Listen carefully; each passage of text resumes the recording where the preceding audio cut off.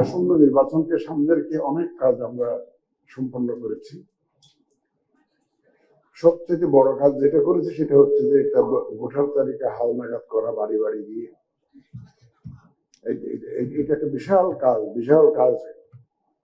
আমাদের প্রায় 2 মিলিয়নের অধিক, প্রায় 21 লক্ষের অধিক মৃত ভোটার আমরা কর্তন করতে পেরেছি, অন্তত বাড়ি বাড়ি গিয়ে। যেগুলো তালিকায় ছিল এদের নামে ভোট পড়তো, কিন্তু ওরা ভোটার তালিকায় ছিল, মারা গেছে বহুত আগে, কিন্তু ওদের নামে ভোট হতো। কিন্তু কেউ কেউ দুষ্টামি করে এদেরকে বলতো খবরবাসী ভোটার, এরকম পত্রিকায় লেখালেখি হতো।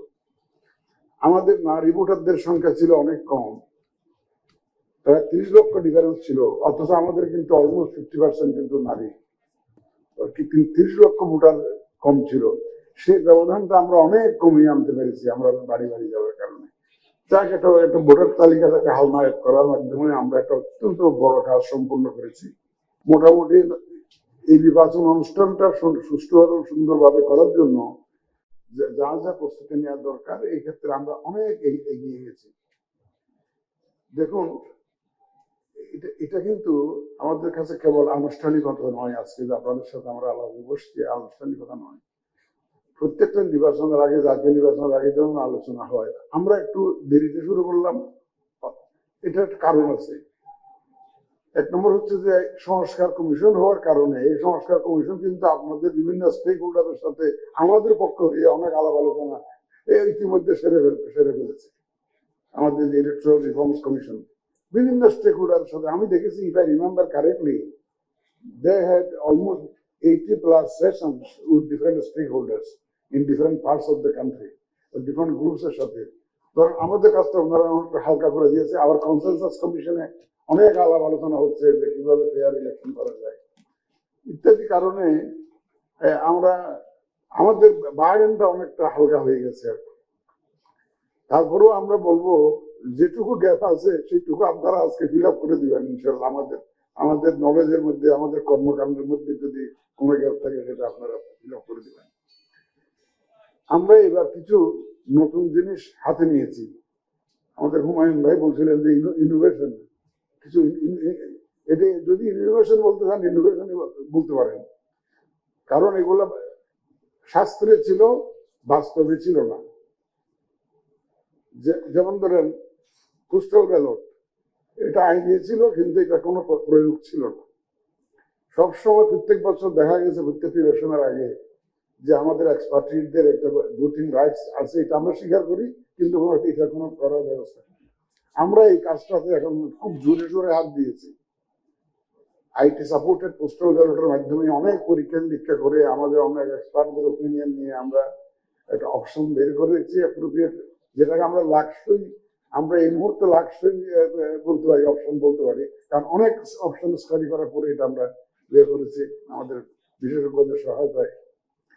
তাহলে আউট অফ কান্ট্রি ভোটিং যেটা, সেটার একটা ব্যবস্থা আমরা হাতে নিয়েছি। নাম্বার টু হচ্ছে দেশের ভিতরে যারা ইলেকশনের সাথে জড়িত থাকেন, প্রায় 10 লক্ষ লোক কাজ করেন ভোটের দিন। প্রায় 10 লক্ষ, almost 1 million people are involved in the electoral process. এবং they can never vote, including the returning officer himself. Returning officer যিনি, তাকে নুনিও ভোট দিতে পারেন না, প্রিসাইডিং অফিসারও ভোট দিতে পারেন না। আমরা এবার এটা অ্যাড্রেস করবো ইনশাল্লাহ, সবাই ভোটের ব্যবস্থা করবো। এই আরেকটা উদ্যোগ আমরা নিয়েছি। আমরা যারা বন্দি অবস্থায় আছে, হাজতবাসী আছে, তারা ভোট দেওয়ার সুযোগ পায় না, তাদেরকে আমরা ইনক্লুড করবো। অনেক সরকারি কর্মচারী আছেন, দেশের বিভিন্ন জায়গায় পোস্টেড থাকেন, ডিউটিতে থাকেন, ওনারা যাতে ভোট দিতে পারেন সেই উদ্যোগটাও আমরা এবার নিয়েছি। এগুলো আমাদের জন্য বলতে পারেন যে একটা মাইল ফলক ইনোভেশন হবে, আমরা যে এটা আমরা যদি করতে পারি, ইনশাল্লাহ করবো ইনশাল্লাহ আমরা। তো এই ধরনের আমাদের কালকে বলতেছিলাম যে there are too many food in our plates, আমাদের প্লেটে এখন অনেক বেশি ফুড হয়ে গেছে আর কি, but we will try to digest it and swallow and digest it ইনশাল্লাহ, আপনাদের সবাই সহযোগিতা নিয়ে। আমরা যে একটা সুষ্ঠু সুন্দর বিশ্বাসযোগ্য নির্বাচন দিতে প্রতিশ্রুতিবদ্ধ। আমাদের মাননীয় প্রধান উপদেষ্টা এই কথা বলে যাচ্ছে। আমরা আশা করব আজকের যে আপনাদের যে জ্ঞান লব্ধ, অভিজ্ঞতা লব্ধ, আপনাদের যে উইজডম, আপনাদের মেধা মন্ত্রের দিকে যে উৎসাহিত যে পরামর্শ, মতামত উঠে আসবে ইনশাল্লাহ।